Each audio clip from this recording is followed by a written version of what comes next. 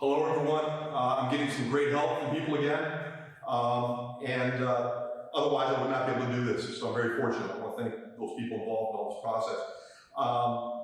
We are now going to talk about topic 2, and there are these 8 problems in topic 2 in the Serway book for Physics 120. They are problems 5, 9, 22, 28, 29, 46, 47, 54. Those 8 problems. Let's start, again, this is the Serway book, 11th edition, volume 1. Survey book, 11th edition, volume 1, and problem number 5 is asking the following in topic 2. 2 boats start together and race across a 60-kilometer wide lake and back. So a lake is 60 kilometers, you guys, and they're going to race from one end to the other and then back. Boat A goes across at 60 kilometers per hour and returns at 60 kilometers per hour. Boat B goes across at 30 kilometers per hour, and its crew, realizing how far behind it is getting, returns at 90 kilometers per hour, trying to compensate. Turnaround times are negligible. Don't worry about the turnaround time, you guys. We're not going to worry about how that works out. And the boat that completes the round trip first obviously wins. There's an A and B on this problem, you guys. Which boat wins and by how much? Or is it a tie? B, what is the average velocity of the winning boat? Okay. Pretty neat stuff, how you want to play this. There's a number of ways you can play this. We're assuming constant velocities when we talk about something like this.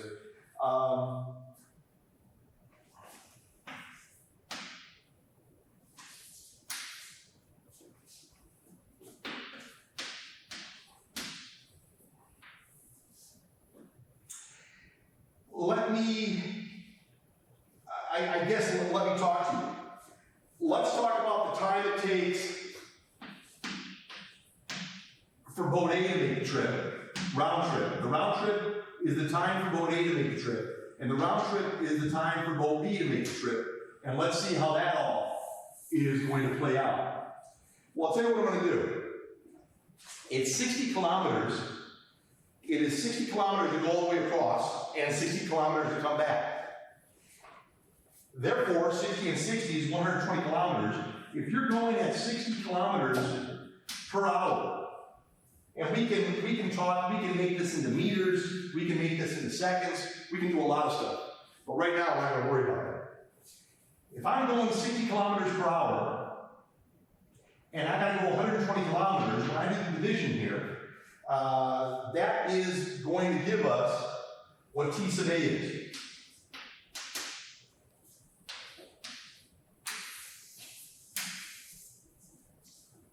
2 hours. So, sounds good to me. That's associated with this guy. As far as B is concerned, okay, there's boat A and boat B, I guess you could say.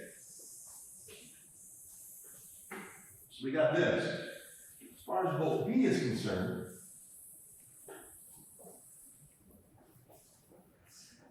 what is going on here? Well, you're going at 30 kilometers per hour the first part of the trip. You're going at 90 kilometers per hour the second part of the trip. Tell you what I'm going to do. And look, all of this, guys, is based on the premise. You're talking about constant speeds. Distance is equal to rate times time. Time equals distance divided by rate. And that's what I did, and that's what I did right here. That's what I did right here to get this answer. Here, there's 2 different scenarios. You are going for 60 kilometers the first half of the trip, 60 kilometers at 30 kilometers per hour. And the other part of the trip, you're going 60 kilometers at 90 kilometers per hour. And that's going to give you T sub B. What are we talking about? If you're going 30 kilometers per hour, if you're going 30 kilometers per hour for a 60-kilometer journey, that's going to be 2 hours. That's 2 hours. Already you're in trouble. 2 hours for the whole trip. The whole trip was 2 hours when you were going 60 kilometers per hour. If you're going 30, just to get across is going to take you 2 hours. You already lost. You already lost. By how much? You lost by 60 kilometers. By the time you get across, You've gone 60 kilometers. Yeah, I know, the other guy has ended up going 120 kilometers. They're 60 kilometers ahead of you. Kind of answers the question as is. So, this sort of compensates for it. It becomes 2/3 of an hour. At the end of the day, it's 2 2/3 hours. 2 2/3 hours, that's 2.67 hours. 2/3 of an hour is 2/3 of 60, is 40 minutes. 2 hours, 40 minutes. 2 hours, 40 minutes to make the trip, 2 hours to make the trip here. You're gonna lose, if you're in the slow boat, you're gonna lose by 60 kilometers, and they're gonna finish 40 minutes before you finish. It's as simple as that. Boat A wins.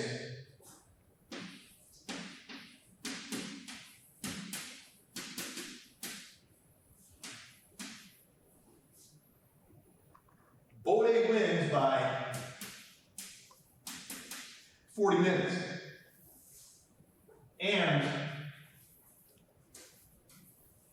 by 60 kilometers, depending how they ask the question. Should be pretty straightforward when they're doing this kind of stuff, guys.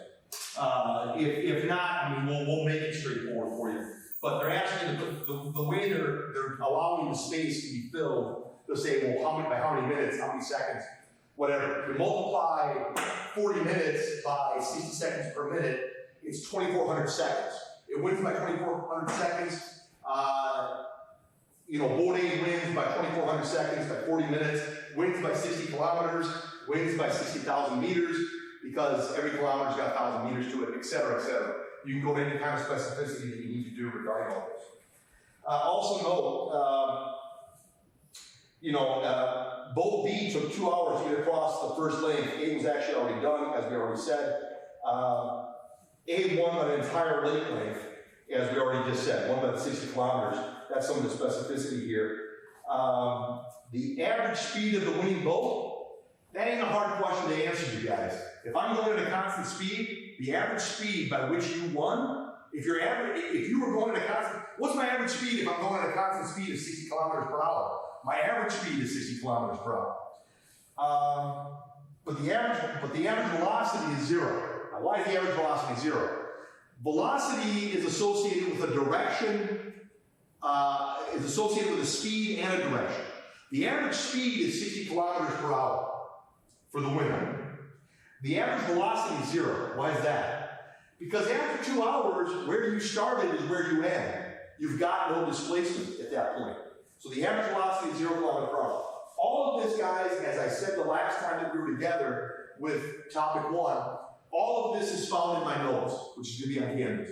So don't worry about that at all. So there you go. There you go. We got this. And we had it here. We said that was the 2 hours right here. And this was the 2 hours, 2 2/3 hours right here. And there's, like I said, there's a myriad of conclusions we could draw. Can't wait to talk to you guys in person whenever that's going to be on that. If not, again, you've got the notes. You're going to have the demos that we're running right now. So that's number 5. Let's go to problem number 9. For problem number 9, a jet plane has a takeoff speed of VTO is 75 meters per second and can move along the runway at an average acceleration of 1.3 meters per second. If the length of the runway is 2.5 kilometers, will the plane be able to use the runway safely? Defend your answer. For it to use the runway safely, you got to get done either right at the 2.5 kilometers. I don't know if you want to cut things that close when you're doing something like that. It'd be nice to finish it well before that particular situation occurs. So if let's look. Let's take a look at it. See what we can say, how this stuff kind of behaves itself, the way we're going about this. So for number 9, there's a number of things you can say, guys. Now there's derivations that go on and how. There's a whole lot to say here, so maybe I want to kick it back a little bit before I actually do that. Let me erase this and say a couple things pertaining to a problem like number 9 and pertaining to a whole bunch of things that happen. let's kind of use this as an excuse to do a little bit of a lecture, I guess you could say.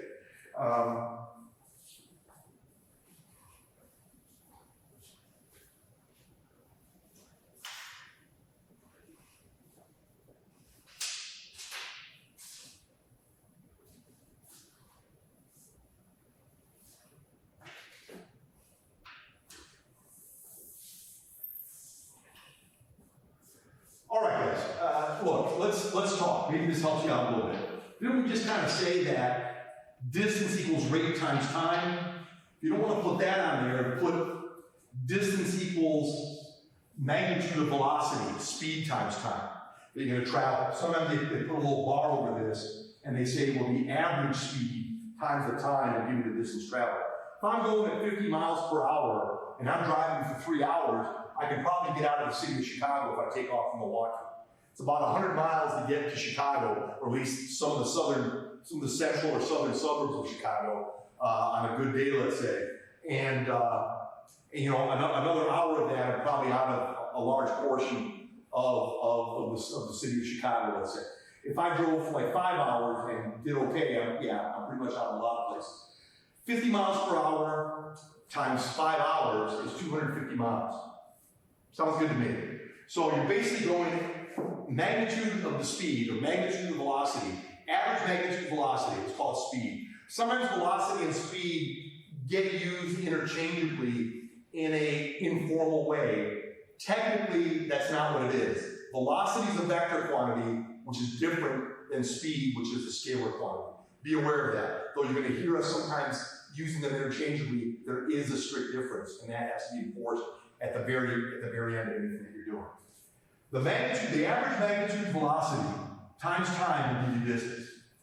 Is it true? Well, if there's a constant acceleration going on, you guys, how about you say VF, the final velocity plus the initial velocity, or magnitude thereof, add the top and the bottom, add the high and the low. I don't know which one's the high, which one's the low. For all you know, this guy could be the low velocity because there's a deceleration going on. You're putting the brakes on. Or this is the low velocity and something increases to a higher velocity. I'm going to average the high and the low, whatever the heck that is. Average the two, in other words, add them together, divide by 2, and then I got what D bar is. So you got D is equal to, well, I mean, let's on average, you're looking at something like this times time. Now we got to talk a little bit. This is true. This gets us out of the woods in a lot of ways. But let's talk. Let's talk a little bit. Acceleration is the change in velocity divided by the change in time. Strictly speaking, acceleration is a vector quantity. So I got to put a little arrow above this guy, and I got to put a little arrow above that guy. Okay? True. In terms of magnitude of the acceleration, this will do. Let's kind of stay with magnitudes. Let's not get blinded too much by the forest because of too many trees or whatever. I mean, you can't see the forest because of the trees or vice versa. We're not going to worry about that. We're going to say there's a final, there's an initial, a final magnitude velocity and initial magnitude velocity.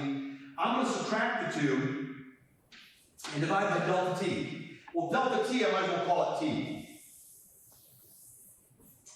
We'll talk about that a little more. Acceleration in terms of magnitude. Now, guys, there's a lot of what ifs here. Right now, I don't want to get into the what ifs. I want to give you some background on this. Acceleration is change in velocity over change in time. Acceleration is change in velocity over change in time. Simple as that. Acceleration is change in velocity over change in time. I'll tell you what I'm going to do. If this is true, let me see. Let's play some math here. Let's multiply by t on each side and divide by a on each side. I guess I got a nice little convenient formula, if I play it right, to find the time. I can find the acceleration, I can find the time. There's something else I can do, and there's probably a number of things I can do. If you multiply by t on each side and add vi on each side, you also get this.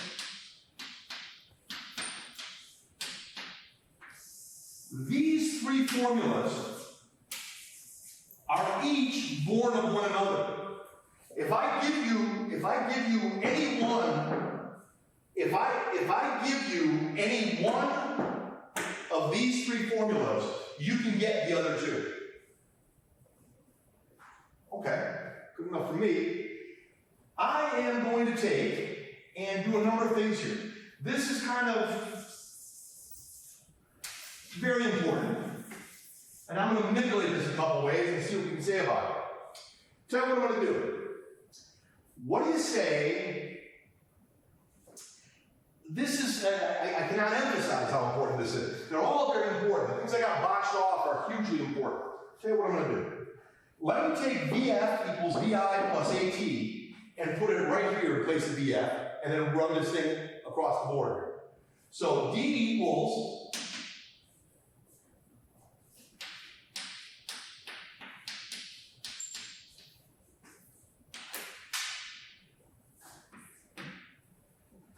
let's talk. This is VI plus AT. That's the VF, guys. And there's the VI that we had initially.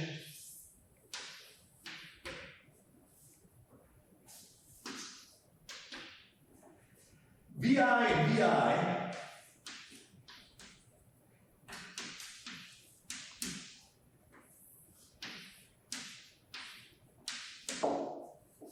sounds good. I mean, we've got VI and VI is 2VI. Take the 2, distribute here. Remember the laws of mathematics, you guys. You're always doing the distributive property if there's addition and or subtraction present, and you're going to multiply or divide across a quantity that has division and or subtraction present. Addition and or subtraction present. Let me say that one more time. If you're going to multiply or divide,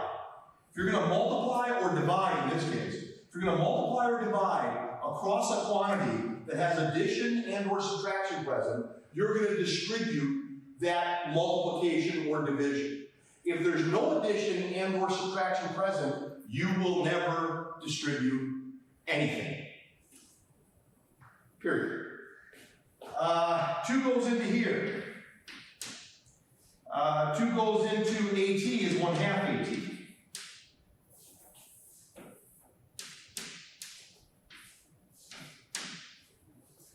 Multiply by the T all the way across.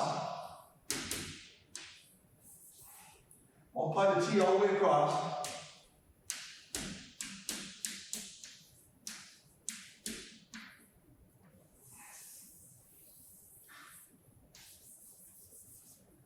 That is a formula. That is a formula for the distance traveled given a particular acceleration taking place. Great. I guess you need to know a few things to do that. Well, yeah, I mean, you should know, if I know all of these except for one of them, I can solve for the one I don't know. If I know D, VI, and A, I can solve for T if I play my cards right. If I know VI, T, and A, I can solve for D, etc., etc. If I know all of these except for one of them, the one of them that I don't know can be solved by using algebra correctly. Okay. Let's keep talking. Okay, that's how we got that.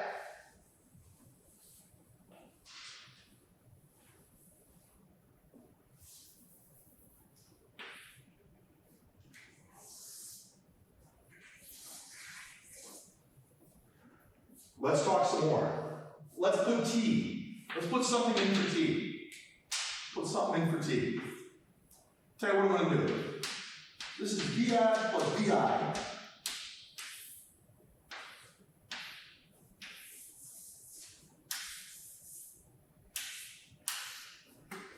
T right there. That's VF minus VI. Aha. I want you to look at this. See that? See that? That looks a lot like this. That's a difference of 2 squares, ladies and gentlemen. It's a difference of 2 squares. So if I go VF plus VI, and I go VF minus VI,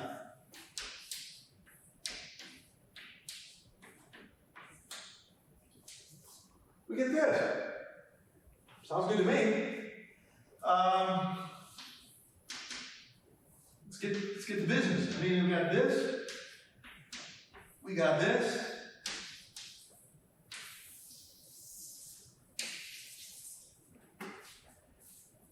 Sounds good. Looks pretty good to me.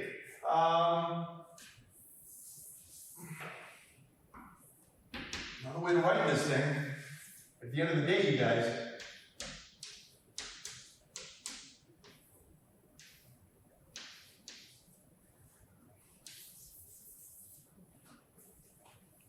and there it is. There's a lot going on here. I keep wanting to ask you guys, are there any questions?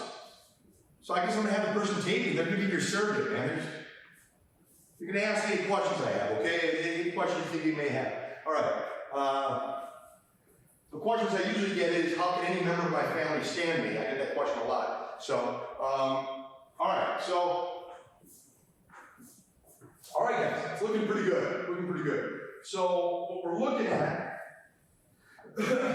forgiveness. I mean, I don't want to go too overkill on this thing, but I think it's an important thing. You're gonna remember what I'm saying here. And we're gonna, like I said, hopefully we can talk about this within other contexts as well. But as we said, we got this. We got this. We said this.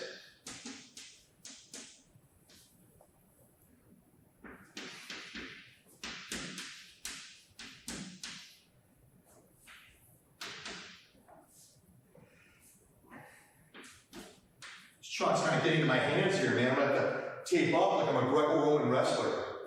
Like Alexander Karelin, man. He was a great Greco-Roman wrestler from Russia. He's from Siberia. He won 3 gold medals and stuff. All right, so you got this.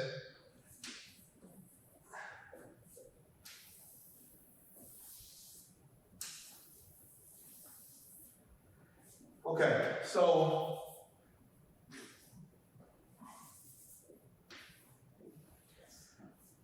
looking pretty good, and that's just the same as what I got over here, guys. Okay, I'm making kind of a big deal out of this, as you can kind of see. This holds. This helps you solve a wide range of problems. When we get into topic 3, I got to get into 2 dimensions. I got to get into projectile motion. It gets a little, it might get a little, it gets a little rougher when we get into 2-dimensional motion. 2-dimensional motion gets a little bit rougher, but it ain't bad. We're gonna do fine.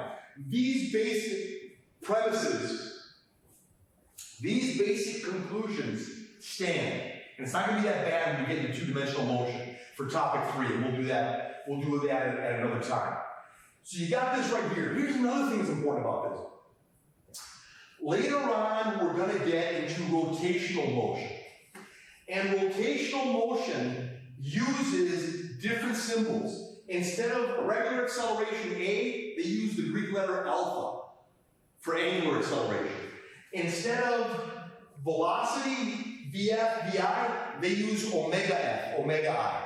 That means angular velocity. Angular velocity becomes omega in place of V.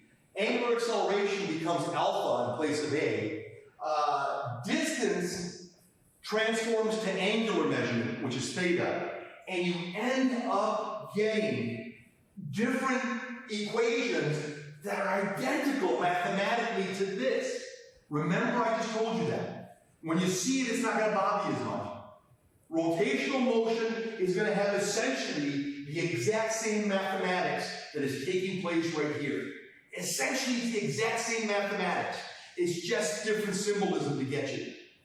It's just different symbolism to get you. Different symbols, but the mathematics is identical when we get into rotational motion. So remember that.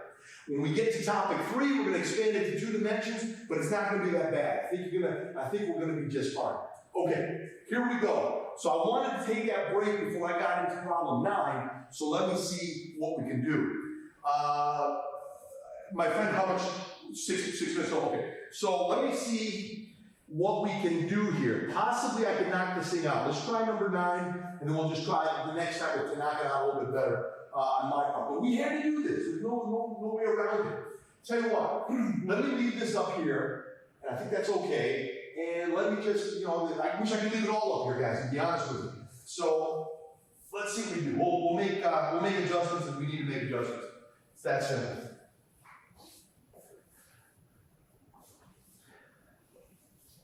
See what they're asking, let's see how we're going to answer it.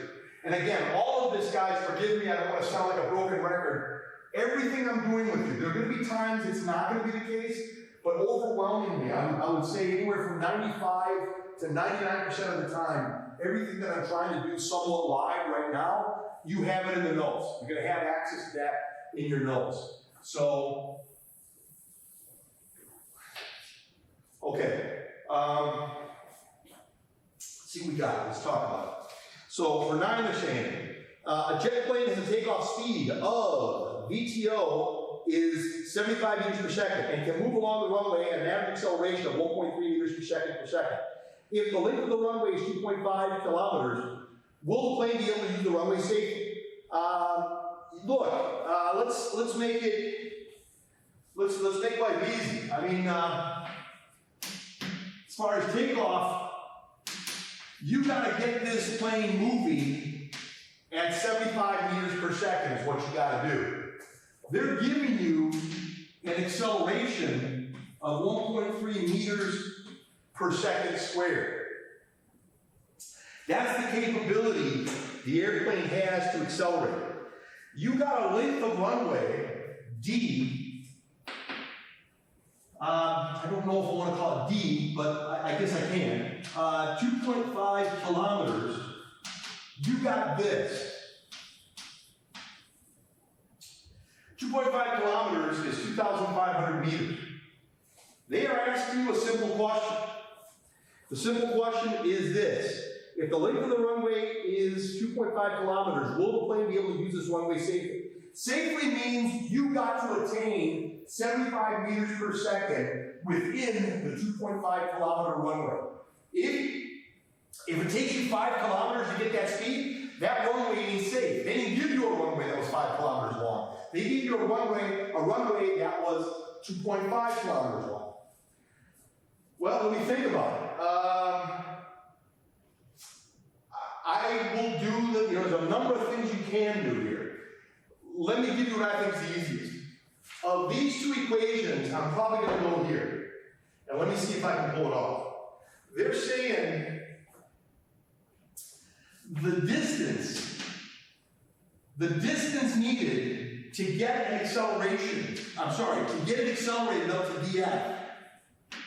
When you start here, VI, so then you call it V0, VI, V0, over 2A. I want to know what's going on here. I want to know what kind of runway I got. I got to get this guy going at 75 meters per second. It is presumed that I started at 0. If the will the plane be able to use it safely? They didn't really tell us it starts from 0, but it starts from 0. Let me make my jokes. I'd rather make my jokes in person.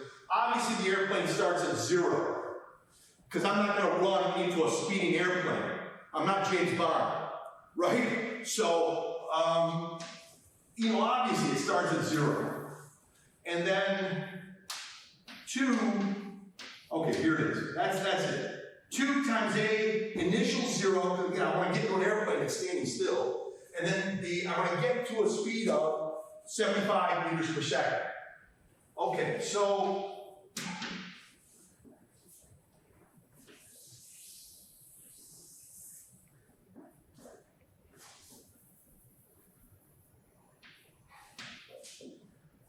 all right, let's do it. I mean, you grind the numbers, guys. You grind the numbers. When you grind out the numbers, 2,163.5 meters. You know what? That's a winner. It needs 2.1635. Okay, it needs this much. It needs this much runway. How much runway do you got? 2,500. Sounds good to me. Yes. And actually, so you have enough to safely take off. It's as simple as that. It's as simple as that. Thank you very much. The answer is yes, you do have enough. Okay, guys, good to see you again. We got a little bit of a limited window when we do film, guys. We got to do it in like half-hour clips, so sometimes I got to repeat myself a little bit. Just make sure you guys got it straight. I'm confident everything went fine. It looked good. We took a look at it. It should be fine. In case there's any kind of question, this is how much for problem number 9 that we just did. For problem number 9, this is how much you need. Less, what, 2,163.5 meters, okay? Less than 2,200 meters is what you need for a safe takeoff. Less than 2,200 meters is what you need for a safe takeoff, and you've got 2,500 meters to make the takeoff happen. Answer to your question, yes, you can actually, you can safely take off and you're good. It's as simple as that, you guys. You can safely take off and you're good. All right, so that's good. So that was problem number 9. Let's go, let me try to knock these out relatively quickly. Again, remember the bread and butter of what we've talked about. I'll try to leave these up here. If I erase them, I'll throw them back on the board again. We'll see I'm a little bit limited in blackboard space when I'm doing some of this stuff, you guys. So let's see what I can do and say.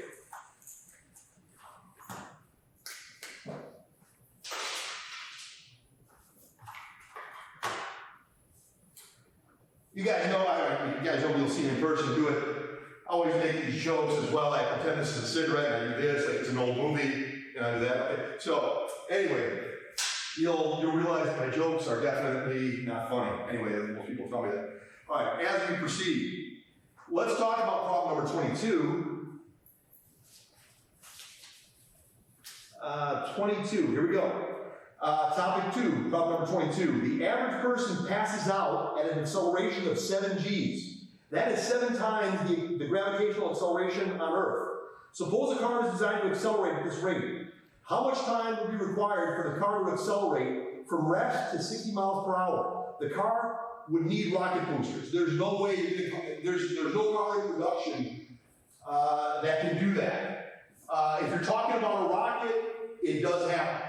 Okay, they can do something like that. So there's stuff they gotta watch out for. Let us see what we can say.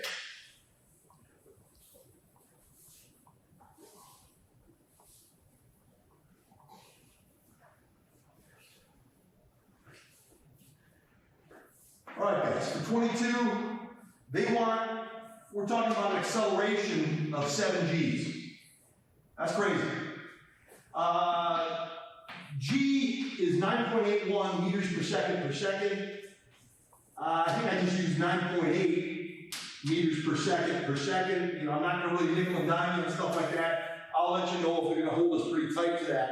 From what I have seen, let me actually find it.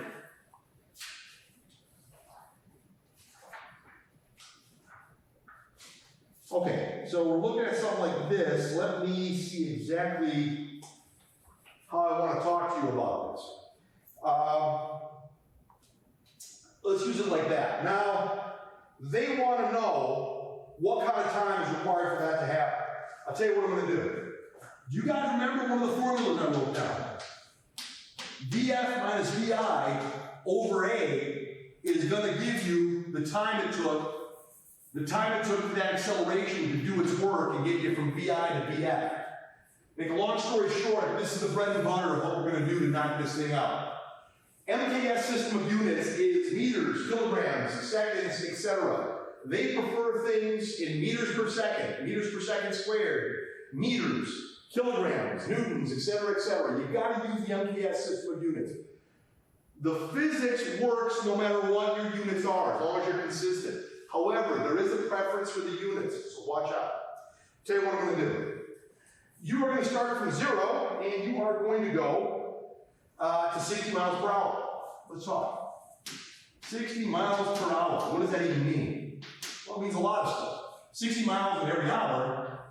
Every mile is got 1,600 meters, 1,609 meters for every mile. There's 3,600 seconds in an hour, and you're going to do the whole song and dance. 60 times 1609 divided by 3,600 is going to be meters per second. You have got to get this thing from 0 meters per second up to this many meters per second. A lot of ways to go here. How much time is required to pull something like that off? Well, this is the final velocity. The initial velocity is 0. And the way I did it in my notes, I'm not exactly thrilled by the way I wrote it in my notes, but it should be written, I think, decently enough. That's going to make some sense to us. If this is the case, let's do it. Let's just get the job done, guys. Let's go right here. Go right here, and let's go. You have got to get this thing to go to 26,817 meters per second. You started, presumably, at 0 meters per second, divided by, wow, okay. Do the math, guys. You know, well, no, forgive me on that. My fault. The acceleration is down here. 7 G's is 7 times 9.8. Forgive me. That's where you gotta go. Okay. This is it.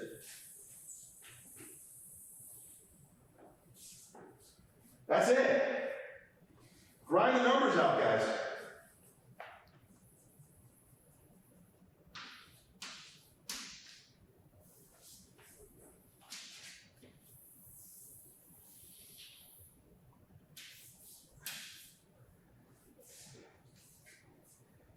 .391 seconds. A little more than a third of a second. Man, if you can get that kind of speed in 1/3 of a second, you might not be conscious, a person might not be conscious to actually know that actually happened, is what they're saying. So, that is what that is. That's 22. Let's go to 28. 28. Problem number 28. In 1865, Jules Verne proposed sending men to the moon by firing a space capsule from a in 1865, Jules Verne proposed sending men to the moon by firing a space capsule from a 220-meter long cannon with final speed of 10.97 kilometers per second. What would have to be the unrealistically large acceleration experienced by the space travelers during this launch? A human can withstand an acceleration of 15 G's for a short time. Compare your answer with the free fall acceleration of 9.80 meters per second. So he's making the claim, you are going to fire it from a cannon. As long as you are inside the cannon for those 220 meters of the length of the cannon, during that period, during that space of 220 meters, there will be the acceleration. As soon as you leave the muzzle of the cannon, you are no longer being accelerated by anything that the cannon can do. I mean, at that point, it just becomes projectile motion. It's not really a rocket at that point. It's sort of a rocket within the cannon because it's being accelerated within the length of the cannon. Within the 220 meters of cannon, it's being accelerated. There's a lot going on here, guys, so I don't want to say more than I think would help you at this point. Let's look at some of the math. Let's see where we are. Let's see what can be said here. And then we'll compare it to what's happening, what can happen. All right. So with this in mind, let's look at 28.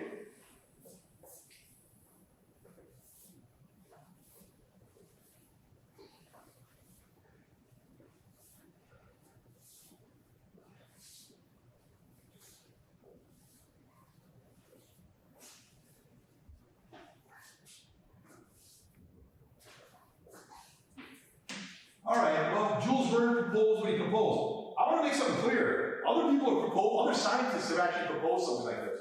I don't, maybe for space travel, but for other things as well. For possibly launching satellites and things of that nature. So there's been propositions like this. It's not just Jules Verne who said it. Well, he might have been the first to have said it. How do you want to talk about this? Well, I'm gonna tell you a couple things here. There is, trying to think exactly how they did it. It's something quite crazy here. Let me think what I want to say. We are going to ignore that there's this thing called gravity, at least for now. We're going to talk about the acceleration that the rocket, that the cannon gives forth, I guess you could say. So let's talk. Well, I got it over there, maybe there's something good about that.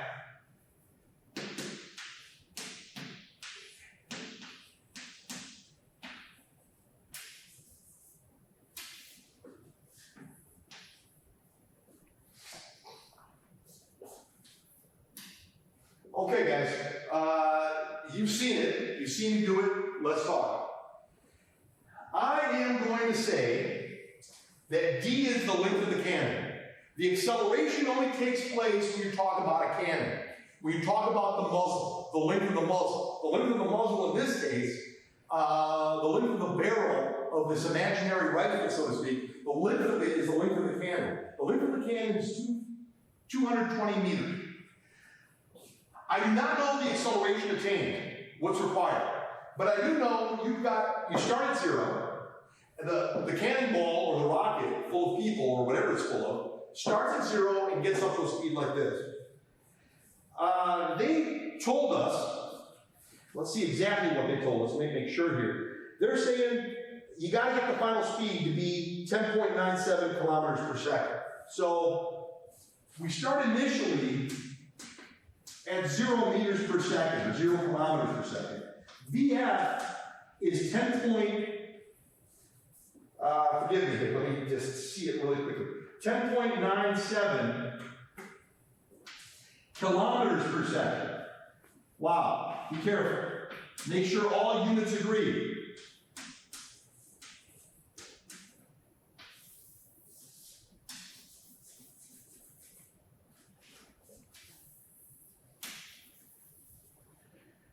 There's a VF,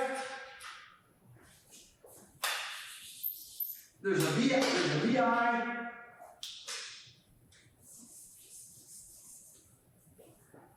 there's a VI, there's a VF, and there we go.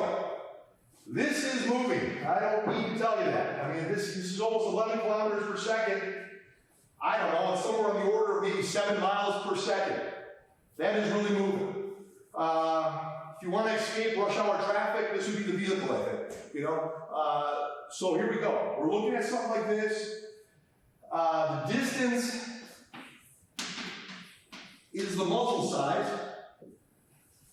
the cannon length, and I think that's it. See what kind of acceleration we're talking about for this to take place. You got to get it there. What kind of acceleration you got to give it? This is the net acceleration. It's kind of a touchy subject here, guys. Being fired straight up, you're fighting gravity. You got to overcome gravity by the amount I'm going to give you. This is a very important thing. You're going to overcome gravity by the amount that I give. A is going to be the net acceleration that's going on with this process. So let's see what's going on here, guys. Let's go right here. Let's solve for A. Why don't you multiply by, I don't know, multiply by A on each side and divide by D.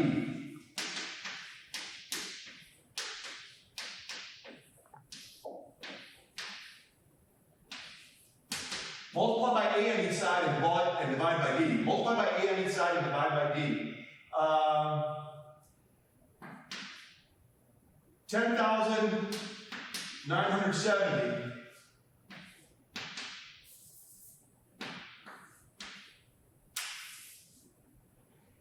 Two times D.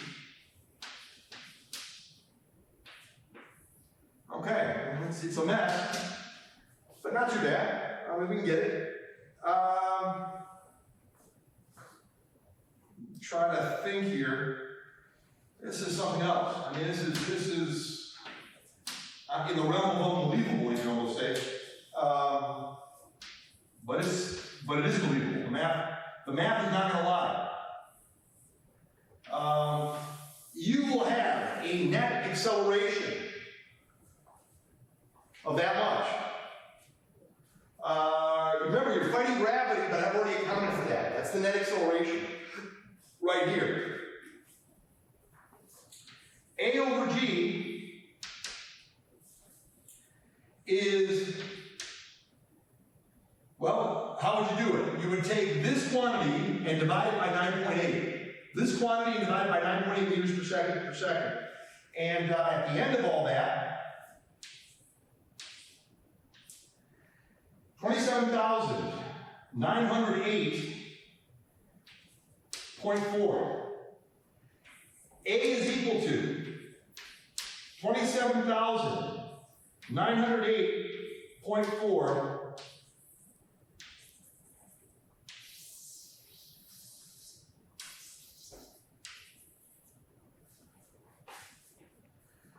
27,908.4 G.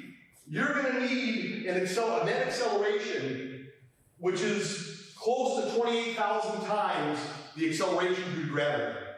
According to this, I have no idea, what living creature would survive that, to be honest with you. But a satellite, conceivably can have something like this happen. Okay, that was 28. Let's go to 29.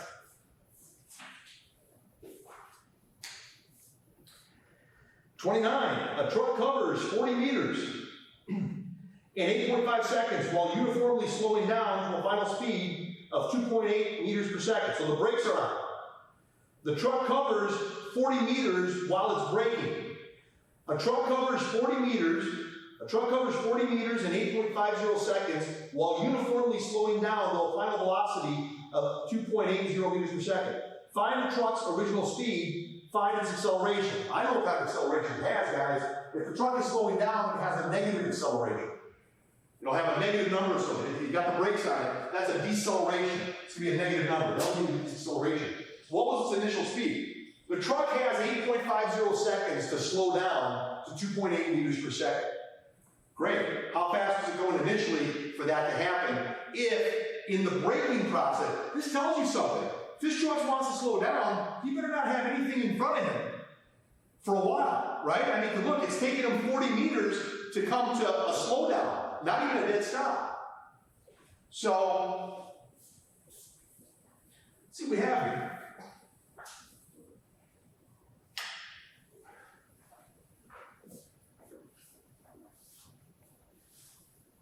There's a number of ways you can look at this stuff, guys. I wish I could. Like I said, I wish I could leave a lot of these formulas up there. I think they're good for us to have when we're doing this.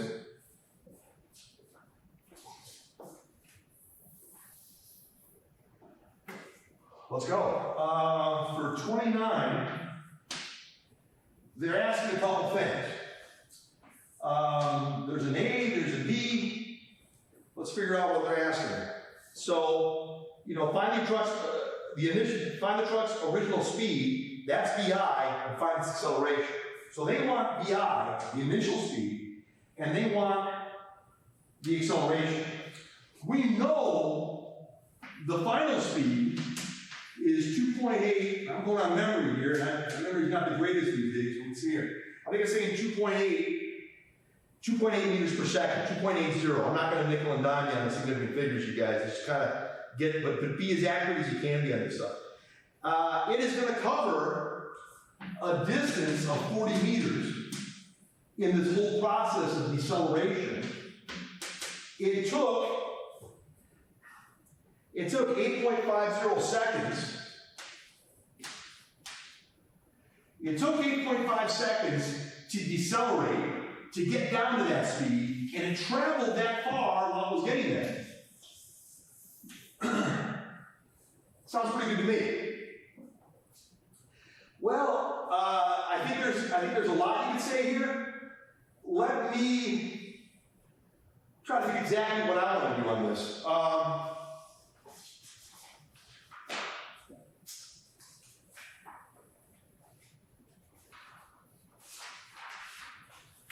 There's a number of ways you can hit it.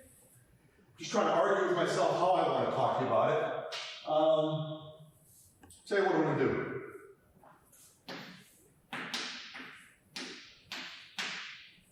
I feel like a used car salesman a little bit from the 50s. I'll tell you what I'm going to do, just because I like it, okay? D equals V bar times T.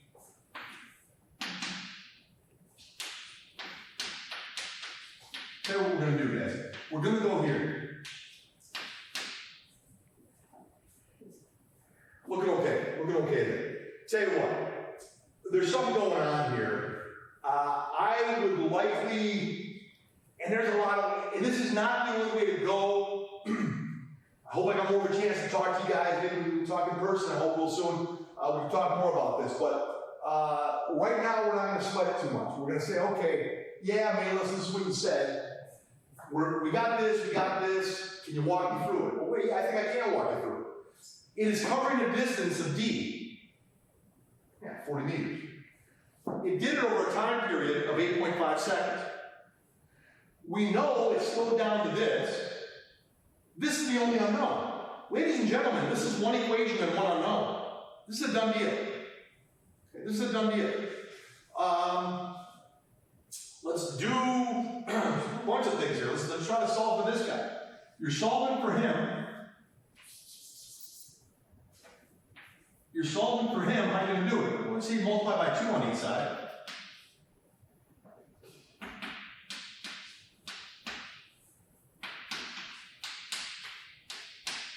Divide by T on each side. That's VF plus VI. We'll write it over here. Divide by T on each side. Subtract VF. Now you can do this, yeah, guys. You can run the numbers here a number of ways here. I'm not saying this is the best way to act. I like to stay with the symbolism. I like to stay with non-numeric symbolism as much as possible.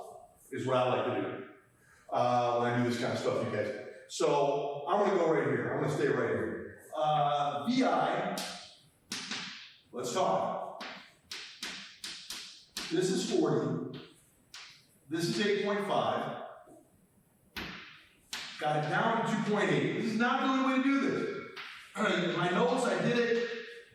Yeah, I think I did roughly this. I did roughly about the same thing. It's not going to matter. It's not going to matter, guys.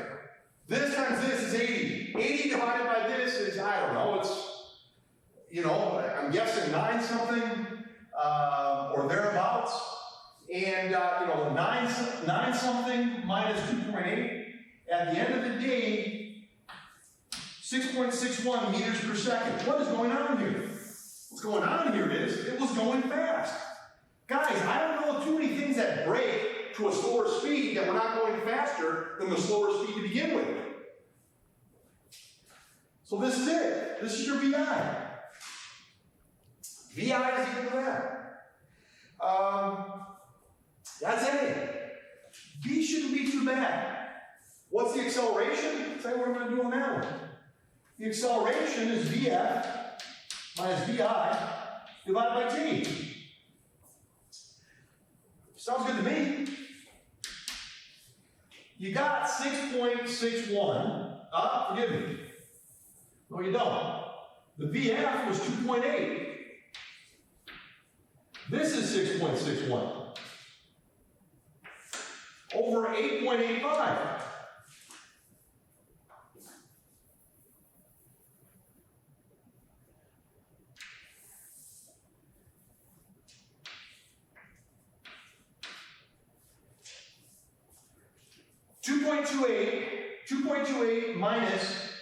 .28 minus 6.61, get an answer, negative answer, divided by 8.5, you're going to get what acceleration is.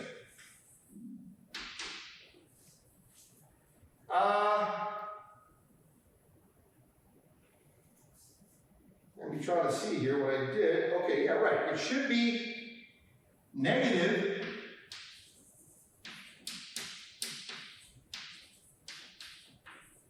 Yeah, why is it negative? Because you got the brakes on. Whenever you got the brakes on, it's a negative acceleration. So that's VI, and that's A, and that answers A and B for us. Okay. And that answers A and B for us. All right, let's go to 46 and see what we can say.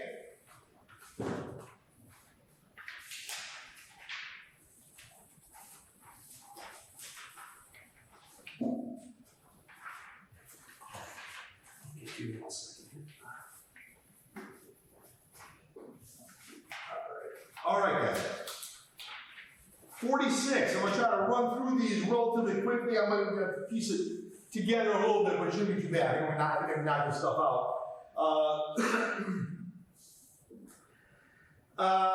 46. A ball is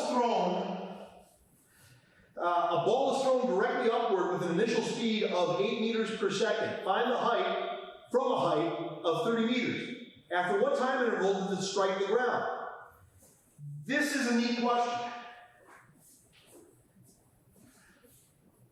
Unfortunately, I don't know how to do it. No, that's a joke. Okay? So this is fine. This is actually a very good question, you guys. Let's be careful with it. I know we can do it. I think we're going to be fine. Let me see. Can we erase these finally? But I'll, again, we're going to pull these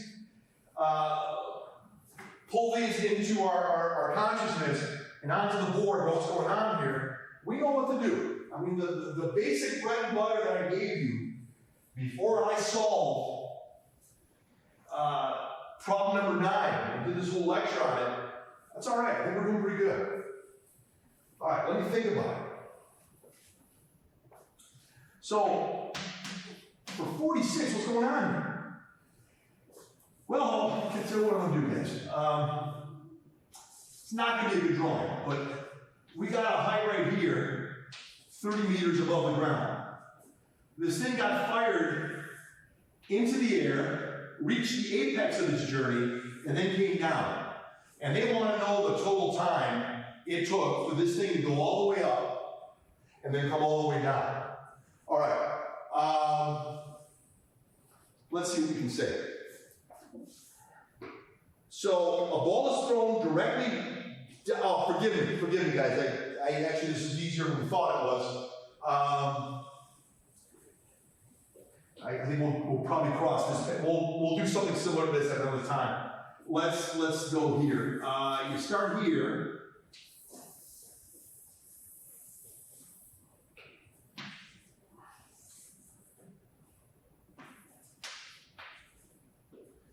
You start here, and they threw it down with an initial velocity, and that's it. They didn't throw it up in the air.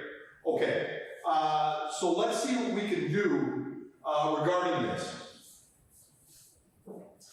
So let me think. We are here. Let's see what we can say here. So 46. A ball is thrown directly downward with an initial speed of 8. So it's thrown directly downward, guys, with an initial speed of 8 meters per second from a height of 30 meters. After what time interval does it strike the ground? Tell you what I'm going to do. We want time. We want time. I'm going to use this one because the other equation doesn't have time in it, but this does. Yeah, it does, and man, you got a lot to do. Tell you what I'm going to do. It is going to fall a D of 30 meters. It's initially thrown downward at 8 meters per second. There is the acceleration due to gravity going straight down, and then there's this. If you solve for t right here using the quadratic formula, if you solve for, and I'm going to have to probably bunch of you, we'll unite this, I guess, with the next video really quickly. When we do it, I'm running out of time a little bit, guys, but we'll merge it pretty nicely. It shouldn't be a problem. So we got this right here. So let me just make sure that I'm saying something on this that is reasonable. Here's one thing reasonable. I know everybody says that 9.8 is a negative. When everybody is going down, you call everybody positive. When it goes up and down, you've got to call this guy a negative 9.8. You've got to call this guy, and I'm going to come right back to this shortly when we do this. I'm going to come right back to this shortly. Let's talk about it. We'll knock it out. Okay, guys. Let me kind of pick up where I was going. This is the setup. Now look, I understand that falling straight down, if this is 0, this is negative 30. Falling down is an acceleration of negative 9.8. I get all that. Being thrown downward at 8 meters per second is negative 8 meters per second. The acceleration is negative 9.8 meters per second. The distance down is negative 30. If you put a negative 30 here, a negative 8 here, and a negative 9.8 here, the same thing. Look carefully. Ladies and gentlemen, look very carefully. If you multiply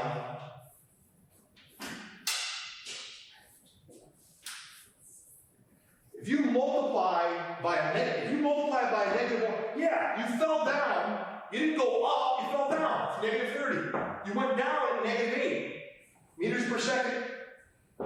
You have an acceleration pulling you down to Earth, not upward. It's accelerating you downward. It's negative 9.8 meters per second per second.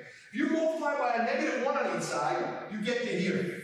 When everybody's agreeing in direction, you can make everybody positive, being thrown straight down. That's why I'm going to go with this one right here. Now, this is the one I'm going with.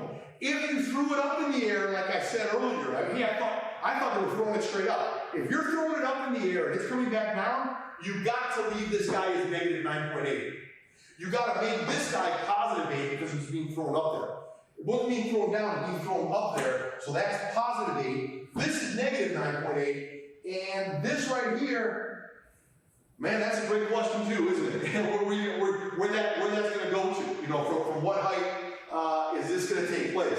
How far it's going to go? I have to kind of look at that a little bit. But it's a different dynamic when the directions are changing. You have to look at that a little differently. But right here is what you need. And that's it. The rest is the quadratic formula, you guys. I got this all in the notes. Let me not make a big deal out of this. It's just talk. Ax squared plus bx plus c equals 0. X equals the opposite of b plus or minus the square root of the quantity b squared minus 4ac. The whole thing over 2a. Sounds good to me.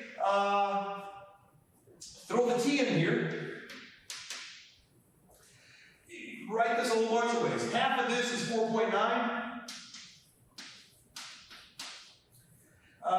This is 8t. Add a negative 30 on each side.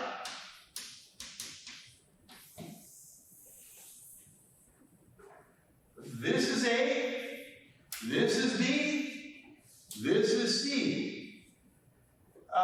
You got the opposite of B plus or minus the square root of B squared minus 4AC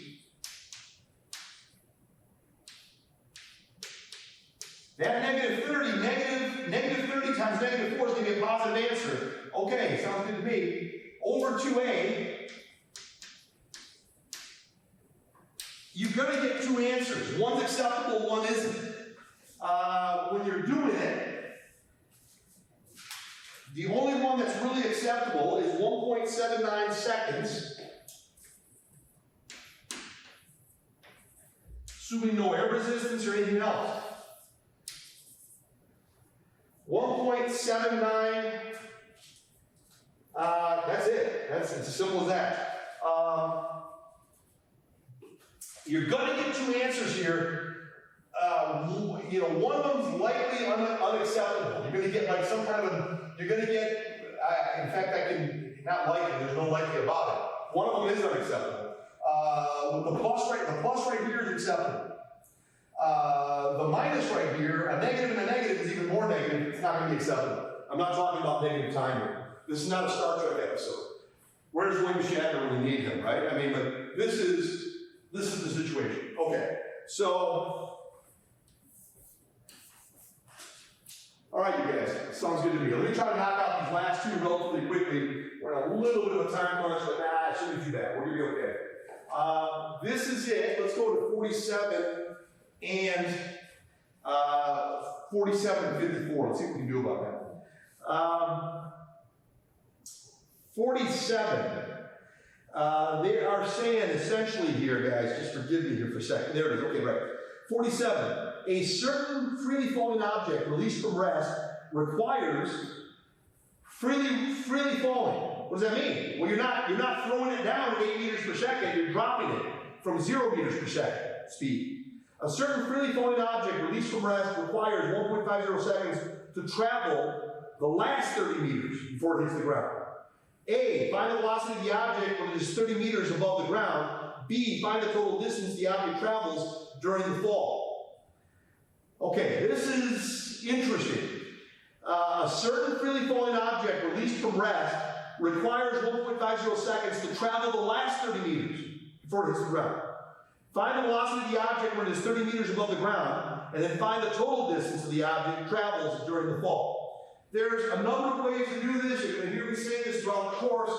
You're hearing me say it again, but let's see what we can say about this. Let's see what we can say.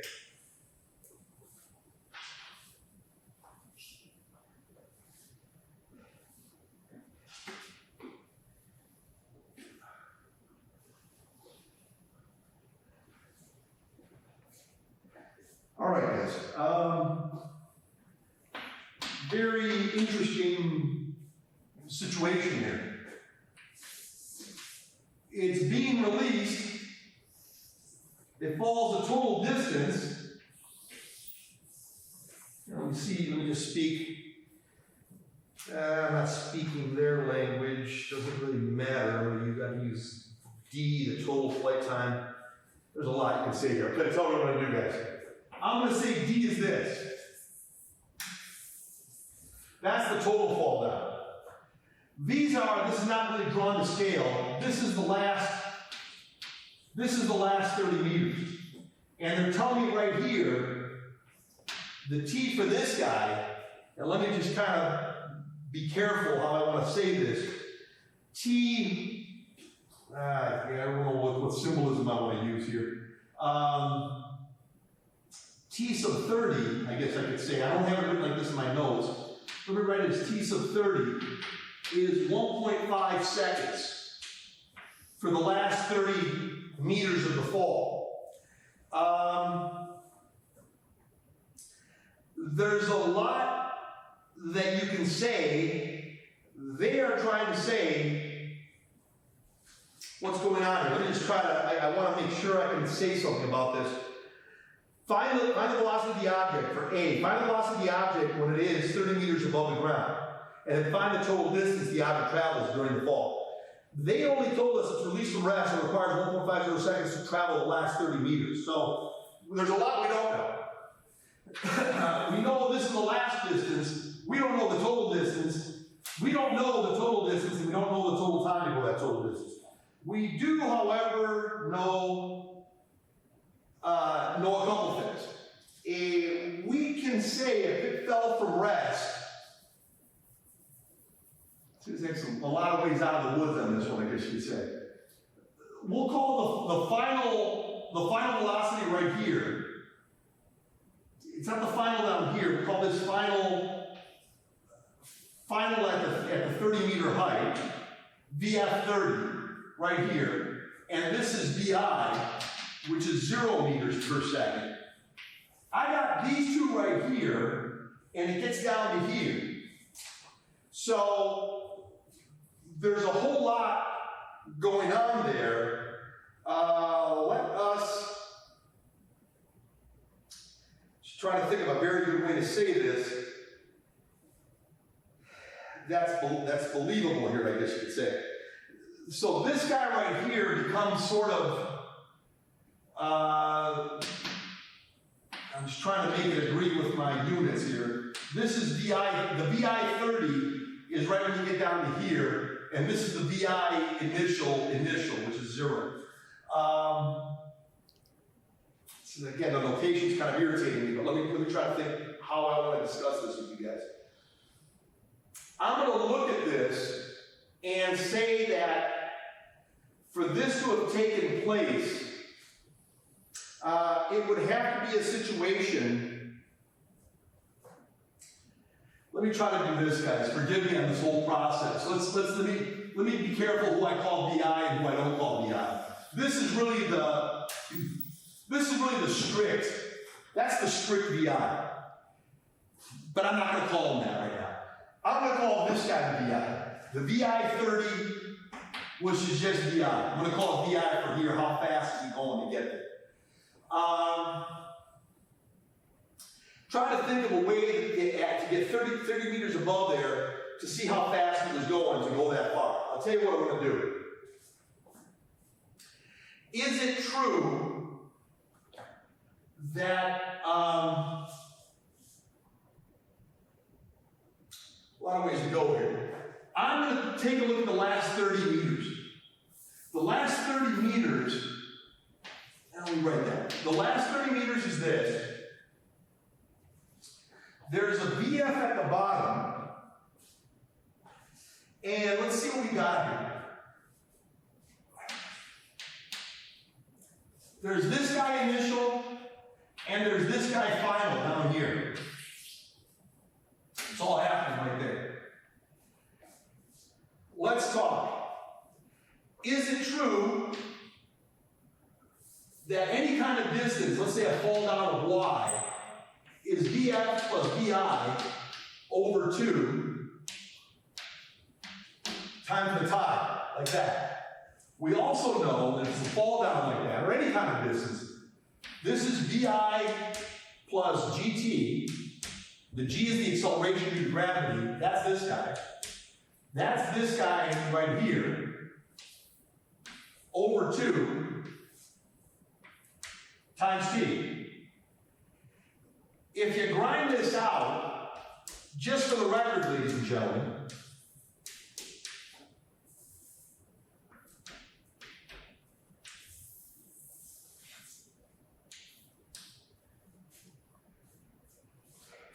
we got this. So let's see what we got here. So we know a lot. We know a lot. Try to think of something good then, I guess, guys. We got this. We got VF. I'm saying, I'm just going right here. Over 2 times T. That is 30. Times, let's see what we got here. At the end of the day of this thing, we're going to have the whole process here. So let's see what we're going to do. Stuff's easier. It's easier done than said. Maybe I'm trying to say too much here. Let's plug in. We got to plug in here, guys, and see what's going on here. This is VI. This is VF, which is going to be VI plus GT over 2 times 1.5. So they told us in the last part of it, it's going to have to be all this.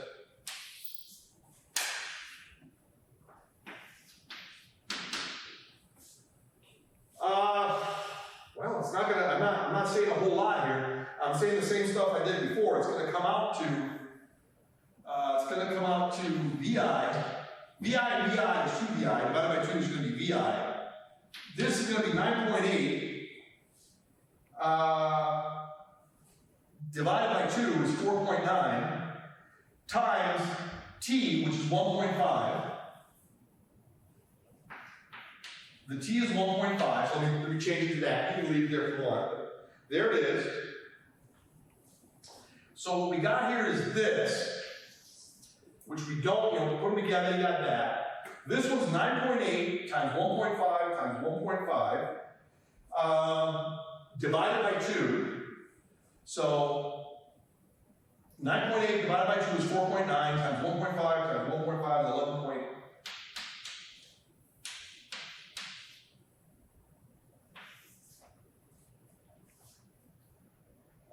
We got that. This is times T.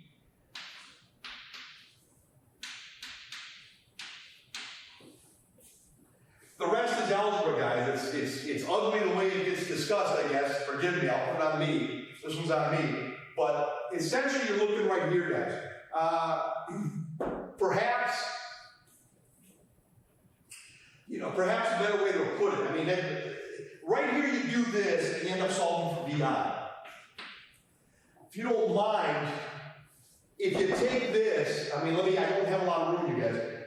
Y is VIT plus 1/2 GT squared. You could say, the thing that's way over to the far right,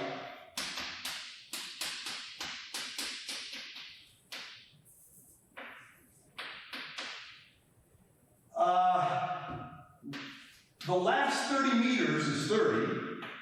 VI, I don't know what it is. VI, I don't know what it is, but T is 1.5. So it's 1.5 times VI plus 1/2 of 9.8 times the quantity 1.5 squared. We said T was 1.5. The quantity 1.5 squared is 2.25. 2.25 times 9.8 times 1/2 is 11. As we said earlier, 11.025. Subtract 11.025 on each side, and you end up getting 1.5 VI equals 30 minus 11.025.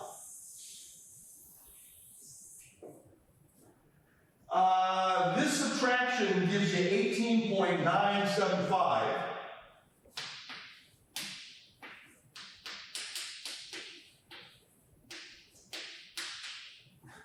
Divide by 1.5 on each side.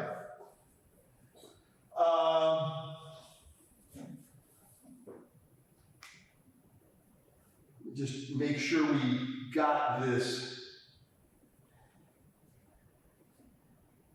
Yeah, then VI becomes 12.65 meters per second. Forgive me, guys, I write pretty big, I don't have a lot of space, but it should be pretty legible. So that's all you're doing on this whole thing. So at the end of the day on all this,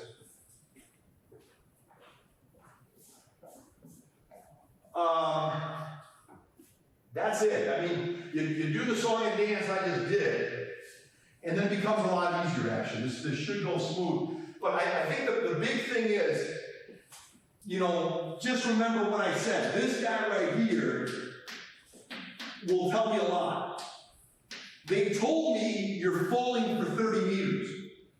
How fast are you going? You're not going at 0. I know I dropped it up here. Way up here I dropped it at 0 meters per second. Yeah, I know, but not here. Here it already acquired speed. That's your new VI. How fast is it going initially for the last 30 meters, the initial at 30 meter height?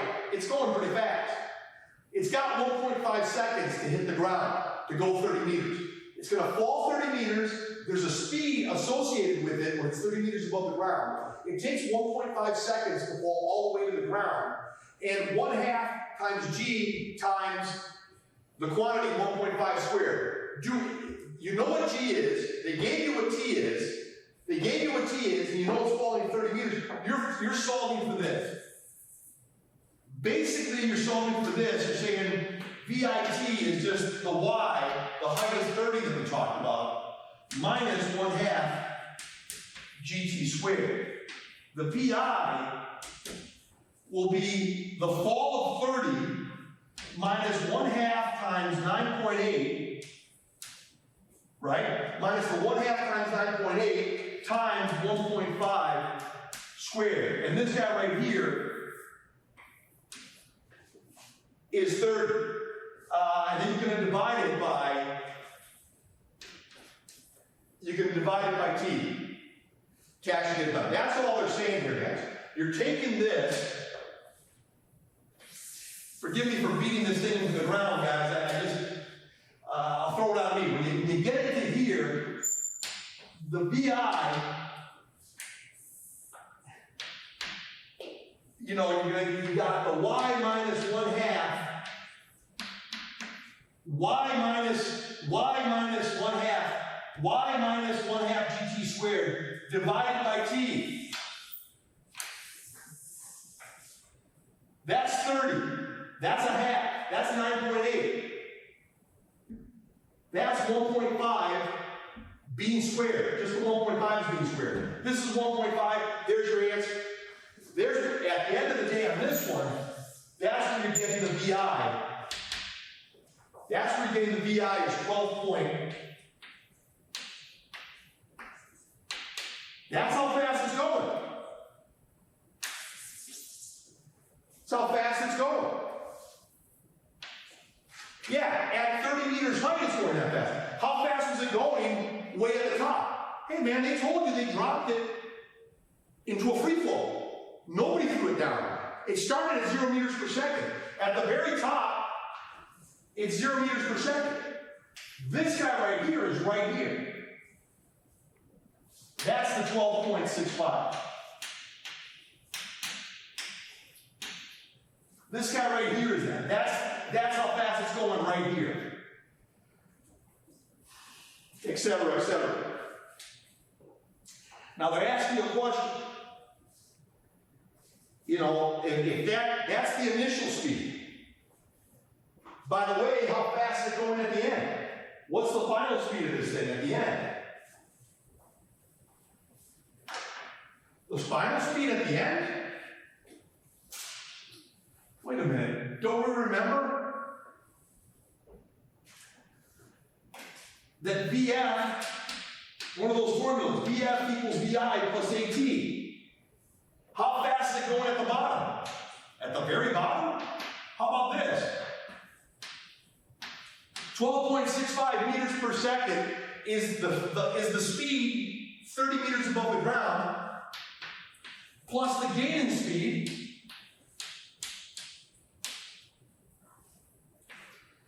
over a 1.5 second period of time.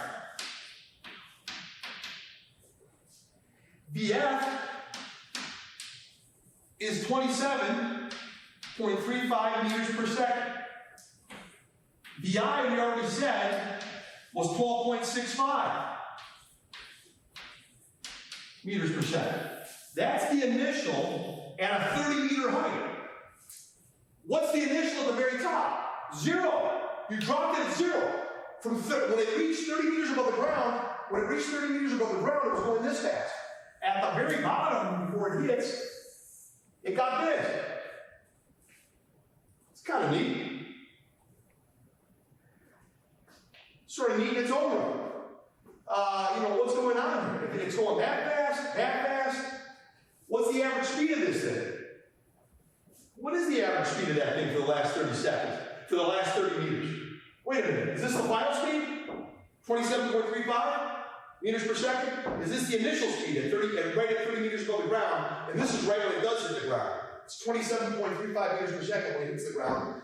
12.65 meters per second before it hits the ground. If you add these together and divide by 2, look at it. This is 40 meters per second. Divided by 2, that's 20 meters per second. 20 meters per second, huh?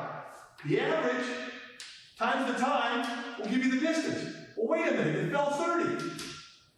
You add the 2 together, which is 40, divided by 2, that's 20. Divide by 20 on each side.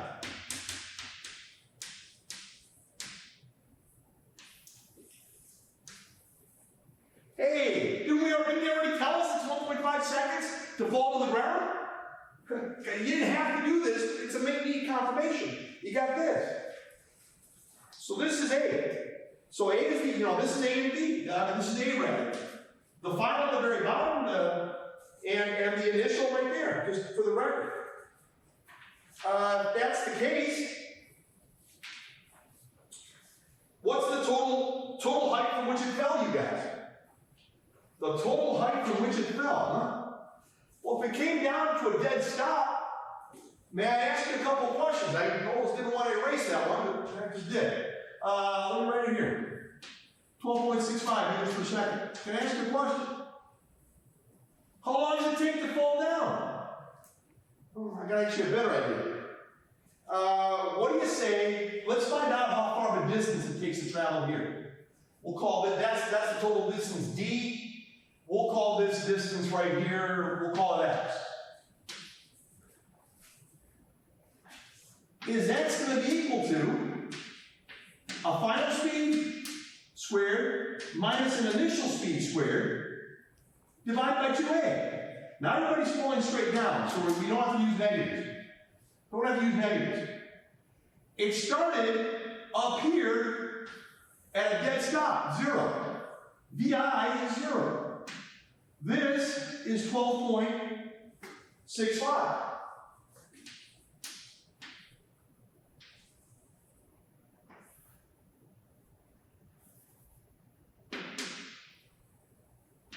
Two is 2. 9.8 is this guy. Okay? Let me just say that again. You reached at the bottom of the fall X. I don't know how far. I know this is 30, and I know that the distance D is going to be 30 plus X. It's going to be 30 plus X. Let's find X. 12.5 squared minus 0 squared over 2 times G.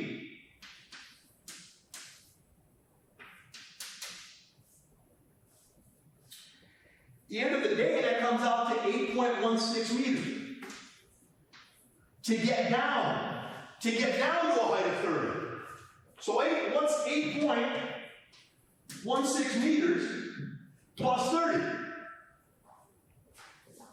The distance D, again, sorry guys, let me just kind of make some room.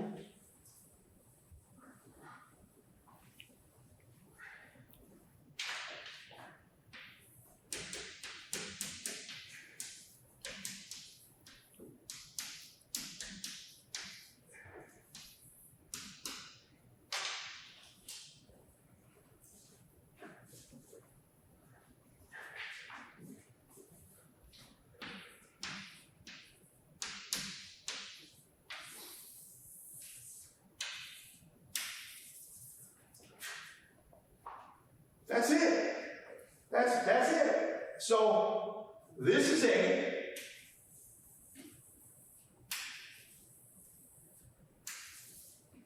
And this is B.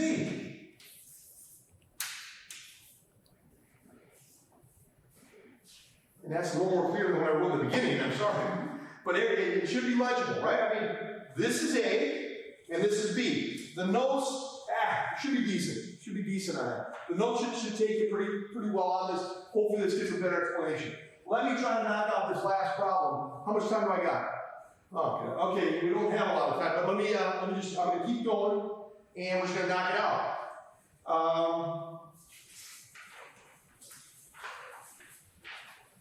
Yeah, this will be fast, guys. All right, for 54,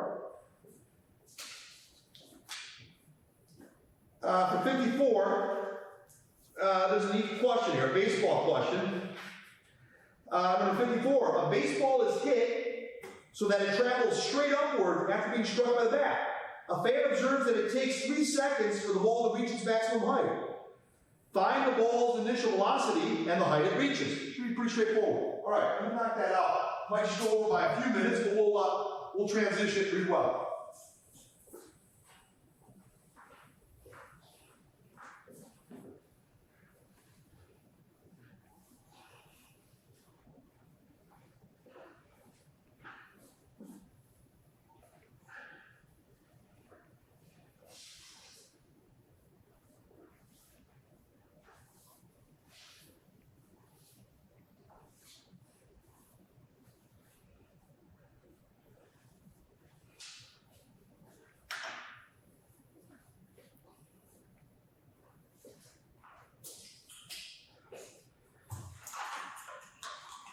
Okay, so for 54, pretty straightforward. The baseball got hit straight up in the air. What does that tell you? It tells me a bunch of things.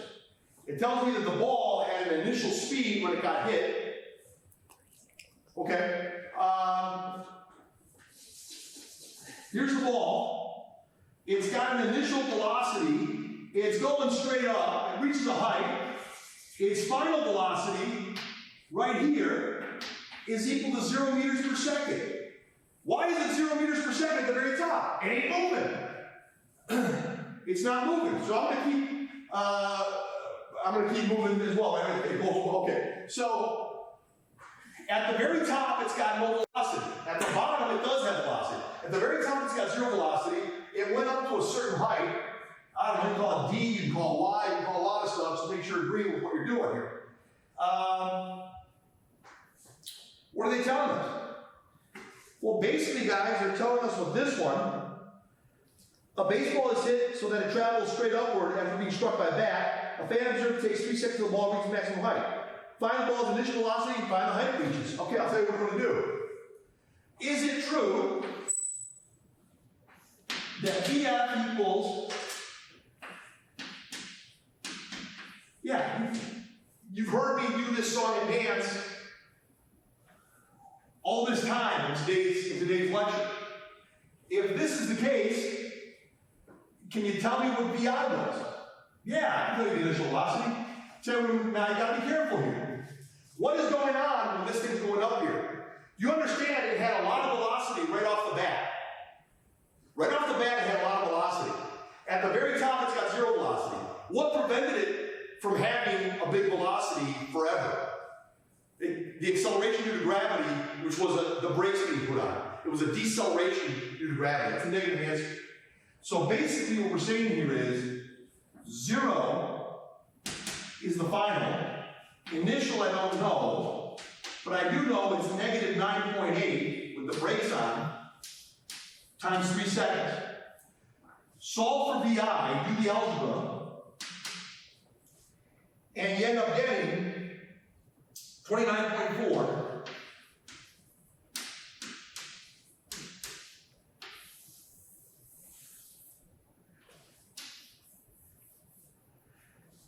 29.4 meters per second is the initial velocity.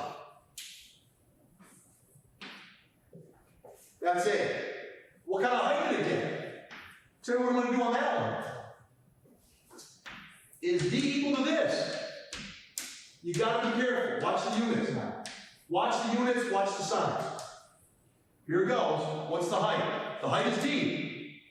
At the top, it's going 0, you guys.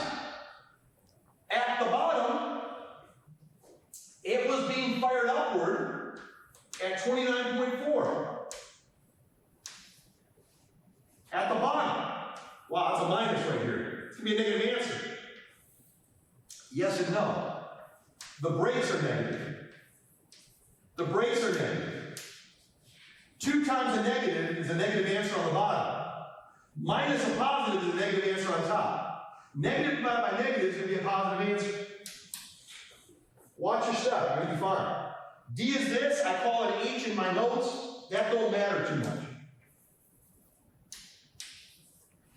44.1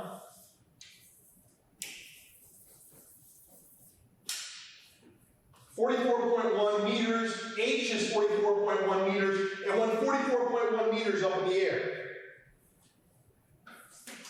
That's B, this is A, and that is through 54. Those are the 8 problems I wanted to do for topic 2 today. Thank you all very much.